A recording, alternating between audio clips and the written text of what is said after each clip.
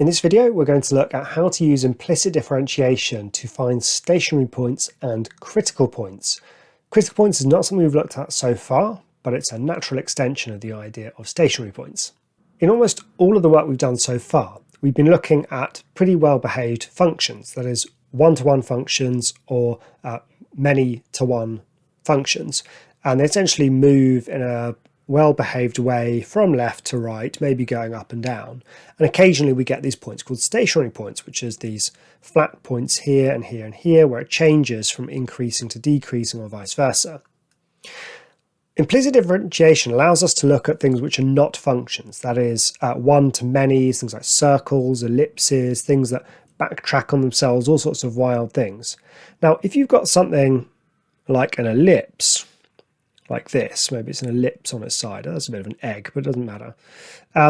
Well, we've still got stationary points. Look, there's a stationary point somewhere around here and somewhere around here.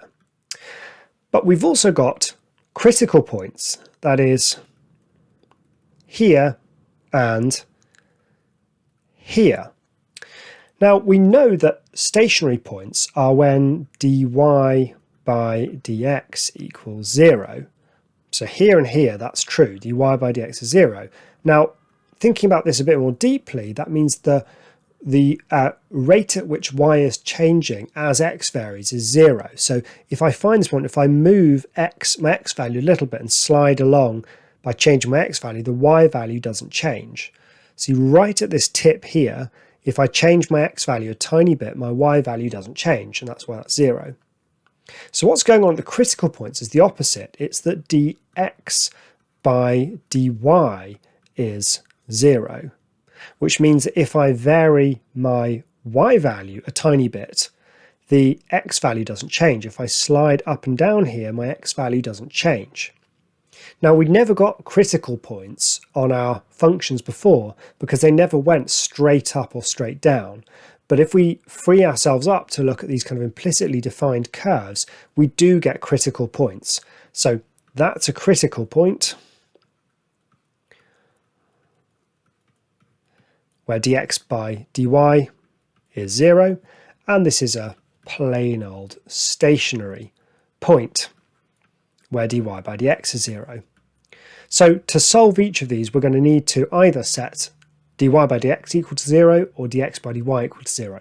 We're going to practice both of these on one function. As you're going to see, it's a little bit tougher than previous examples where we've looked at stationary points.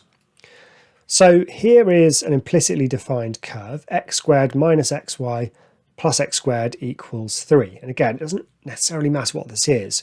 It could be an ellipse, could be hyperbola, could be something altogether more complicated.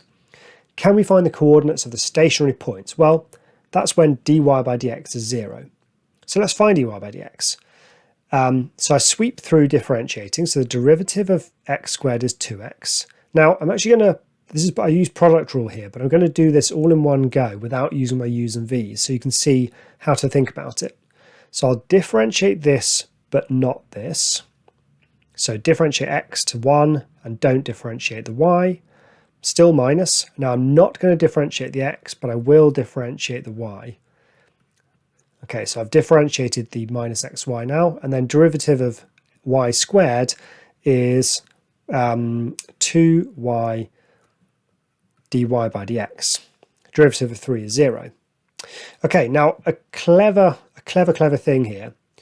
Since we want the stationary point, that is, when dy by dx is 0, set it equal to 0 now, right? Set dy by dx equal to 0 before you clean it all up.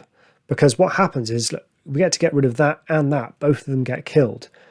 All that's left when we set dy by dx equal to 0 is 2x minus y equals 0. Okay, problem is we can't actually solve this. But notice what we've got now. I've got two statements that need to be true. I need 2x minus y must equal 0 for the derivative to be 0, and x squared minus xy plus x squared should equal 3. So I can actually just solve these simultaneously.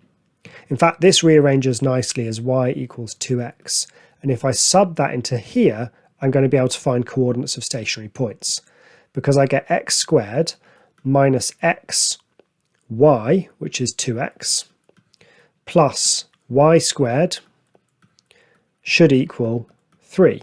Let's solve this. I get x squared minus 2x squared plus, well, square all of that, I get 4x squared, and that should equal 3.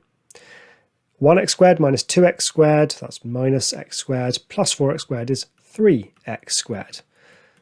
We've been given a nice one with nice answers. X squared equals 1, and that means that x is plus or minus 1. And all we need to do is sub these into either equation, but it looks like this is the easy one to sub it into.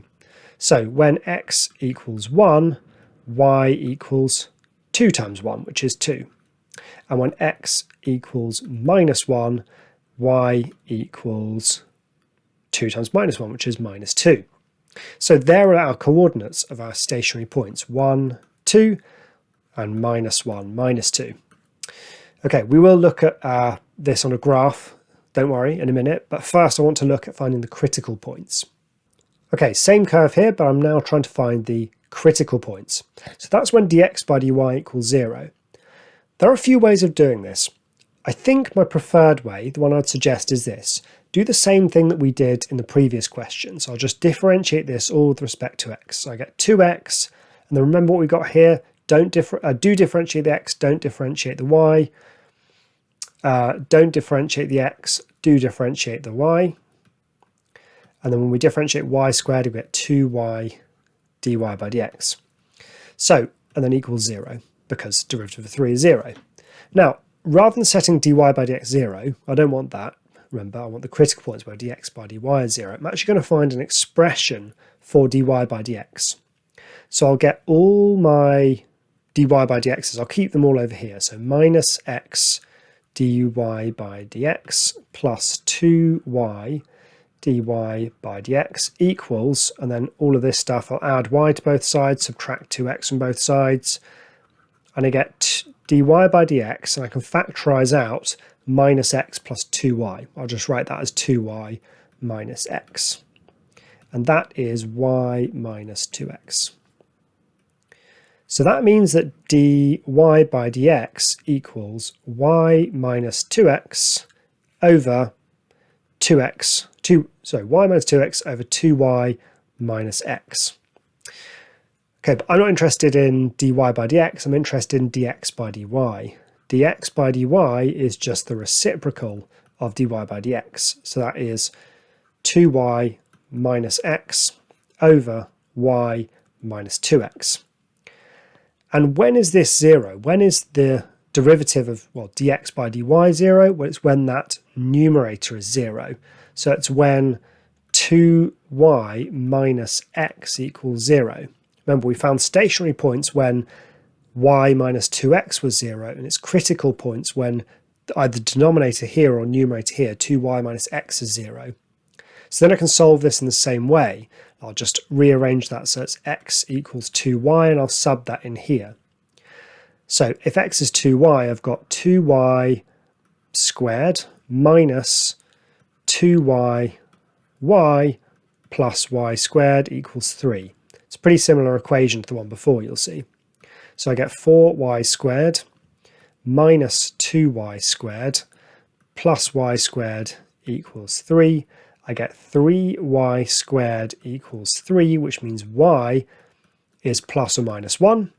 And since x is just 2 times the y value, I get when y is 1, x is 2. And when y is minus 1, x is minus 2. So here's what we've got. Here are the coordinates of the critical points, and here are the coordinates of the stationary points. So let's go over to Desmos and just check it out and see if we were right. Okay, let's key it in. So it's x squared minus xy plus y squared equals 3. Okay, well, it's an ellipse. And check this out. Look, the stationary points are indeed at 1, 2 and minus 1, minus 2. And the critical points are indeed at 2, 1 and minus 2, minus 1. Cool, so maths works. Everything works. Great. I hope you've enjoyed learning about critical points and stationary points. Do practice these. Have a look through the video again if you need to. I look forward to seeing you in the next video.